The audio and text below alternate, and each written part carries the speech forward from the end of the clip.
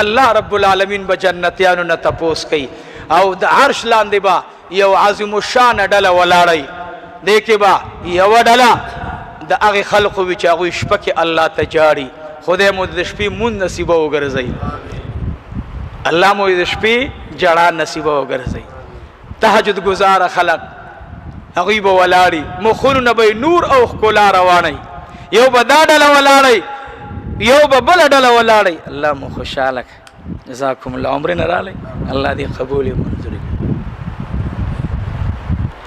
دا دله ورکړه دلته کېده دا بې دغه نه کوي ښه جزاکم الله الله رب العزت مو د زمزم اوبه دنیا کې نصیب کړي او د حوض کوثر مو د چا نه د آقا مبارک نه نصیب کړي ټول وایي بیا وایي انشاءالله نصیب کېږي به انشاءالله راځم اوس دې خبرې ته چې الله وی دا جنت مونږ تیار کړی متقیانو ته نهرونه د اوبو پاکو نهرونه د پیو مزیدارو نهرونه د شرابو مزیدارو نهرونه د شاتو مزیدارو الله جل جلاله به تپوسو کی اے بندگانو زما نور څه غواړئ کنا مومنان به وی الله زمونږ منځونه د دې نهرونو برابر نه دي زمونږه صدقات د دې نهرونو برابر نه وو زمونږه عبادت د دې نعمتونو برابر نه وو یا الہ العالمین نور هیڅ غواړو نه یا الله دا کافي دي آغا بیبیانی ملو شوی چې دنیا کې زمون سوچ نو ماحول د دنیا زنانا رنگ بدلیږي حالات بدلیږي لیکن د آخرت د جنتونو د حورو حالات به نه بدلیږي د جنتونو د حورو لباس به ورځ په ورځ نوی او د بدن رنگ نوی حسن به سمري احادیثو د مصطفی کې راځي چې کله جنتی حورا جنتی بیبی ستا د کور والا دغه بیبی چې دا کومه ستا په نکاح کې دا د اویاو کالو تلې ادیمې دا به هلته د اتلسو کالو پیغله را پاسېږي او بوډا بابا مې د 100 کالو به انشاءالله هغه د 25 کالو وي تاسې به وایي چې عجیبه او زما د آقا د ړومبۍ نکاح په کوم عمر کې شوی 25 کالو کې دا بهترین عمر دی زما محبوب فرمایي امتیان زما به د 25 کالو په عمر کې ټول بوډاګان را پاسي بیبیانې به د 13 کالو عمر وي هغه د 100 کالو بوډۍ وایي دی به حیرانئ چې دنیا کې خو زه ډېره د رنګ نه بدرنګه وم او د حورو ذکر دا راځي چې هغه به امزولې هم وي بهترین سترګې به بهترین رنګونه به بوډۍ حیرانه چې خدایه زه به څه کوم د یې وجې نه آقا مبارک مې یو بوډۍ ورته راغله وایي یا رسول الله صلی الله علیه وسلم ما خو ایمان راوړی زه به جنت ته ځم نبی علیه الصلاة والسلام ورته وفرمایل وایي بوډۍ ګانې خو به جنت ته نه ځي هغه بوډۍ تندي له لاس راواچو اخ ما خپل دین هم پرېښود او جنت ته به هم نه ځم رحمتا للعالمین محبوب مې ورته وفرمایل مورې ته به په دې بوډۍ حال کې نه ځې ته به ځوانه شي د 13 کالو پیغله به جنت ته به ځې نو بوډۍ مو خاندل آقا مې مو خاندل یعنی کله کله به داسې خبرې کې چې په هغې باندې د چا زړه خوشحاله شي دا څه بده نه ده هغه ټوکه چې د شریعت نه خلاف نه هېڅ ممانعت نشته نبی علیه السلام به خجوري تقسیم کړي نو صحابو ته اشاره وکړه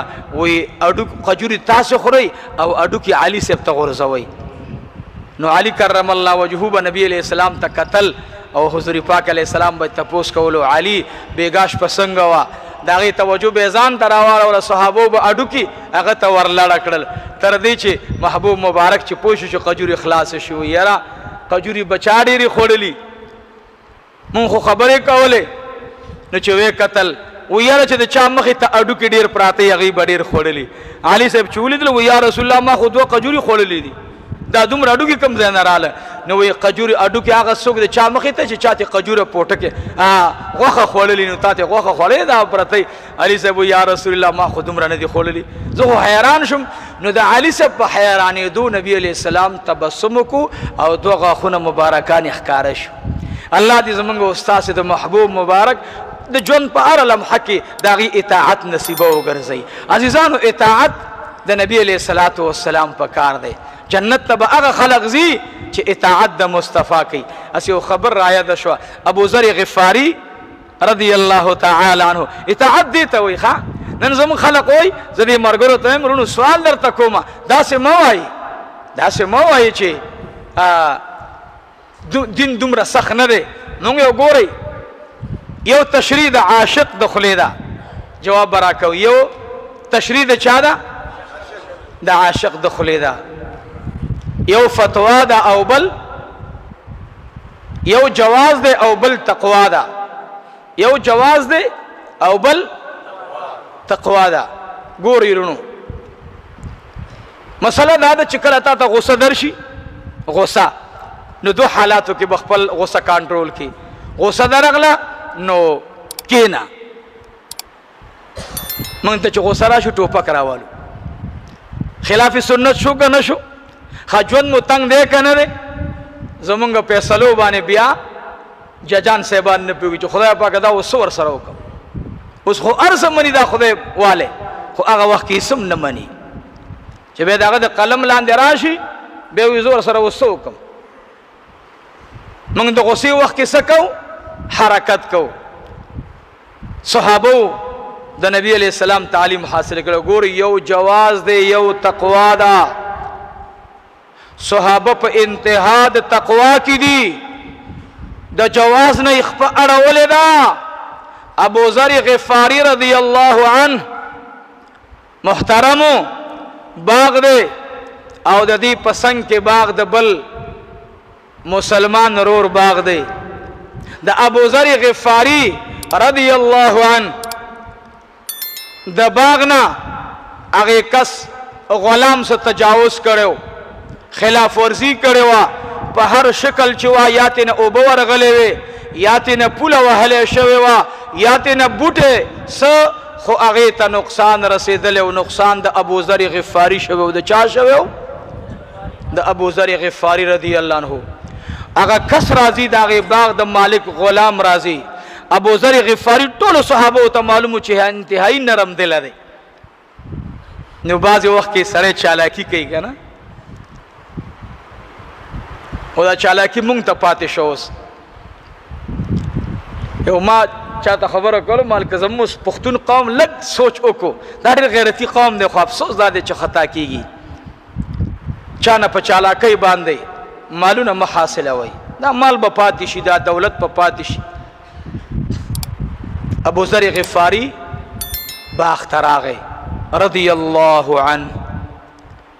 د باغ د مالک غلام راغی. ابو ذر غفاری رضی الله عنه مبارک ورته وی اے د خدای بندا تانا خلاف ورزی شوی دا، زما د مال خلاف درنا خلاف ورزی شوی دا. آغا غلام ورته الٹا غصه شو. ابو ذر غفاری رضی اللہ تعالی عنہ تا یاد ساتي انسان ته شیطان وسوسه ورچی، دسی وخت کې د ایمان نه سره اخلاص. ابو ذر غفاری رضی اللہ تعالی عنہ دی تلیدل دی داسې غصه کیږي. ابو ذر غفاری رضی اللہ تعالی عنہ دا کلمات وی ټول را سره وای لا حول ولا قوة الا بالله العلی العظیم. آغا کسورت وی سرنگ لگے چالاکی مکوا. ابو ذر غفاری رضی اللہ عنہ مبارک میں شاعت گورینا ایک دم پزمک باندھ کے ناستو. آغا کسورت دوبارہ بیاس الفاظ ہوئے. ابو ذر غفاری میں کرے وطلو ملائی پزمک باندھ اولگولا. دا کس پا منڈا لارو غلام لارو چی مالک تبوے مسو. دا خوب مالک مانا تپوس کی پا منڈا لارو خپل آقا تو اراشا. ابو ذر غفاری باندی سے چل اوشلو ما دخلی نس الفاظ لارل زخستا غلام ما نستا ایمان شتو نزما دے. ابو ذر غفاری می پسمک پرے وطلو نور ارس پریدا. اور تو ابو ذر غفاری تاب ورته غوسه کړي ورته وی زما د خلینه تیز الفاظ لاړل خو هغه بېهوشه پروت دی مالک د باغ راغی ابو ذر غفاری رضی الله تعالی عنہ میں پاسے دو لاس ورکو ورته وی اے د باغ مالکان خپه پتا باندې چې تالی تکلیف درکو هغه غلام ته ورغاړې وته ورته وی اے د خدای بنده ما معاف کړي او ته معاف کېدل بخپل کار کوي جامې دې په خټو دي صدې خیال دی چې ما ته طالب غوسه وکړي چې عبدالمتین داسې شا نه زه به ورته صبر وکړم اوهو ما ته عمر ګر راغلی مولوي صاحب زه درنه معافي غواړم ماله خندا ما څه شي معافي غواړې و یاره جي طالب وتللی ویل ما جي ډېرې بدې ردې ویلي ما ته خندا راله مال ما معاف کا طالبا ما معاف کا دور حدیث طالبو 2 کاله وړاندې مال ما معاف کا منګه څه شو د خدای بنده طالب المولوي صاحب ما ډېرې وړاندې خبرې کړي ما ویل هغه خبرې دوباره وکړه بیا دې معاف کوم اخو ما نه دي اورېدلي چې ته راته داسې سړی مې مجبور کو وی نه شم کولی بس مولوي صاحب ما معاف که مال نه والله چې معاف کوم دی لاس مې ورته ورکړو خو مال خبرې دې څه کړي هغه خبرې چې راته واورولې مال خدایه دا خو یې زمانه پټې کړې وې اوس خو خبره ختمه شو یا الله ته معاف کو ما معاف کړی دی بس معاف کولو صفت ښکلی صفت دی خو ګران کار دی ګورئ دا خو موږ تقریر کوو عملی زندگی ډېره سخته ده یاره جي دا ابو ذر غفاری ته ستا خو جامې په خټو باندې داسې دي چې لیت دي بلکل په خټو دې ټولې جامې لړلې دي ډډه او شا دې ټوله دا راته دا ولې خبرې م درته د تیزې کړي زما دي غلامو بیا ته د ده خبرې م برداشت کړي نو بیا غورځېدلی په خټو کې ویل نه غورځېدلی نه یما ناستو ما خپله کېناستم ولی کې ناسته ووري اوس حکمت تا ګوري زما د محبوب اطاعت تا ګوري نن زمونږ د محبوب اطاعت مونږ نه هیر دی اغیار به زمونږ په اخلاقو ایمان راوړي زمونږ مسلمانان اوس تنګ شي یورپ ته ځي هلکه یورپ ته ولې ځي وایي قسم دی هلته خو انسانیت دی هغې خلقو کې پیشو چې په ګاډي ووایي انګریز ورته ولاړي هغې پورې نه ځي چې تر څو پیشو اسپتال ته رسولي نه من انسانان په ټوپکو سوري کړل دا زمونږ ایمان دی دا زمونږ اسلام دی عمري صفت هغوی ته لاړو د هغوی بد صفت موږ ته راغی قسم دی چې موږ دومره کمزوري و نن د هر چا سپېړې لاندې پراته وو دی بدماشي ته بدماشي مه وایه دا ته چې کومه بدماشي کې ابو ذر غفاري نه تپوس کوي ابو ذره رضی اللہ تعالی عنہ ولی پزمک باندھ کی ناستی اور توی چکل استاد غلام ما تا بد ردی شروع کڑی ما دا الفاظ لا حول ولا قوت الا باللہ دی ما تا بیا بلغ سراوستا ما آقا مبارک ناوری دلی دی چکل در تغو سرالا پزمک باندھ کینا وای چې کله ز پسمکه کې ناستم د به نورې تیزی خبره وکړې زبه پسمکه باندې سملاستم محبوب فرمایي چې کله په ناسته باندې غوسه کنټرولېږي نه د غوسې په وخت کې سملا او ته اې د خدای بنده بیا خو به دې ځان دغې وچې ته رسولی د باغ مالک تی تپوس کی د دې خټو نه به بار وتلی وې څلور قدم فاصله و درته ورته وی ما تم پته وه چې دې څلور قدم اخوا ځمکه وچوه زما به جامې خټې باندې کړې شوې نه وې لیکن ما ته د نبي علیه السلام په سنت کې تاخیر پکار نه و ما ویل چې زما د محبوب په سنت کې تاخیر را نشي نو ما ویل چې څلور قدم زه په لاره مړ شي نو په سنت باندې عمل نه لار بشو ہلاک بشی ابو ذر غفاری رضی اللہ عنہ تاغوی دا سی قتل ابو ذر اللہ سرا اگود کا آئے ہائے نن بتا انگریز تا سنگوے چی ایمان روڑا تا خو ځان د انګریز نه لاندې کړې د عمل په اعتبار باندې. ما یو واقعه بیان کړې وه، تاسو ته یاد شي. د امام غزالی په قلم باندې مچ کې ناستو. امام غزالی مچ ته کتل، مچ پا نسولو، قلم نه خوځولو. امام غزالی چې وفات شو ورته وی الله رب العالمین د مچ په صحیح سکلو باندې وبخلما. ما ویل نو ماته چا به موبایل کول مولوی صاحب ته ایله مچانو خبره کېو، ایله د پلان کی بزرگ داسې وکړو، پلان کی بزرگ داسې مال زم چې زما د مقتدیانو نه ستاسو غوندې بیا ادب مولایان جوړ نشي. هغه ول څنګه مل تاسو خو په صحابه باندې غز راکاږي، د نبی علیہ السلام خاندان مو پرې خودو، تاسو خو جرأتمند دي. زب امیش تاسو ترونو د اولیاء واقعات بیانوم. د اولیاء غلامان د مصطفی د غلامانو غلامان دي. نو زید ته د غلامانو حال بیانوم. د آقا د مصطفی د صحابه به څومره شان وي. دا اوس ګورئ ابو ذر غفاری د څومره شان خاوند دی. تاسو به وی عجیبه. عبداللہ ابن مسعود رضی اللہ عنہ مبارک را روان دے جمعہ تا. اے آقا مبارک اطاعت دیتا ہوئی. آقا مبارک میں بیان کئی سکسان واللار دی مخیتا. آقا مبارک وال کی نہیں سشئی کی نہیں. عبداللہ ابن مسعود را روان دے امال تغلے کی ناستو. آقا مبارک ورتوی تعال یا عبداللہ ابن مسعودا راشا. اے عبداللہ ابن مسعودا ما خود تا ندی ویلی ورتوی مورو پلار میں در نصدق شا. تا محبوب مبارک اعلانو کی نہیں وی ماول چه ولال کسان دی کی نہیں.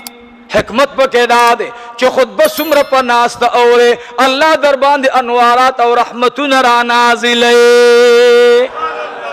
اے عبداللہ ابن مسعودا تما ذکر اغختلے چه دا سفر نرالے دا خود بید منبر دا اوریدو دا پارستا دمر شوقو دستا دمر منوا چه تا توارو بچی رال البابا جانا پا خیر رالے تا ورطویلی بچو پا خیر بروستکو زمد آقاش خود بران لار نشی. کلچ دکور نرا روانوی اے عبداللہ ابن مسعودا مالی دل چه تا باندی دا اسمان دخوانا یو سور او انوارات راوریگی رحمتون راوریگی. نماویل مخکراش عبداللہ ابن مسعودا چستا پا وجہ باندی دا انوارات نورم سیواشی. منڈا عبداللہ ابن مسعود راغے صحابہ و تلار پری خدا کے ناستو کے نہیں او نبی علیہ السلام دیر خوشحال شو. عبداللہ ابن مسعود تولی علتا کے ناستے و یا رسول اللہ ہر سما تولی شم خستا خبر محبوب ما تولی نشما. تاول کی نہیں نز کی ناستم تاول راشا زراغلم. عزیزانو صحابوں کے اطاعت پروتے.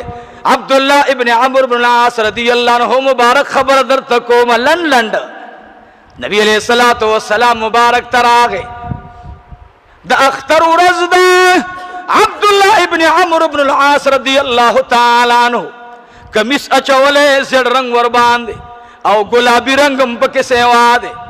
نبی علیہ السلام ورتدا سے اولی دل ورتویا عبداللہ اے دا عمر ابن العاص زویا ستا پا غاڑا باندی عجیب جامی دی دے پا منڈا باندی لاڑو کورتا لاڑو زرج لنگی زان نزول لنگ تاو کو او نبی علیہ السلام مبارک تا میرا آگے لنگ زول رنگ دے.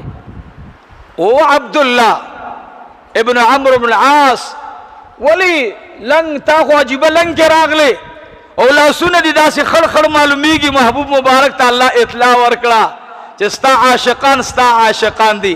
عبداللہ ابن عمر بن العاص صد اکڑ اللباس سرا و یا رسول اللہ امی سوزولو ورطوی زنانو تبدی ورکڑے وے و یا رسول اللہ صلی اللہ علیہ وسلم چکم شید ستا خوخنشی اغز پکور کے نساتم ماویل اسنه چې زما زنانو اچولې زما په سترګې پرې نوزي دی باندې زما د محبوب طبیعت درون شو کپڑے اوسې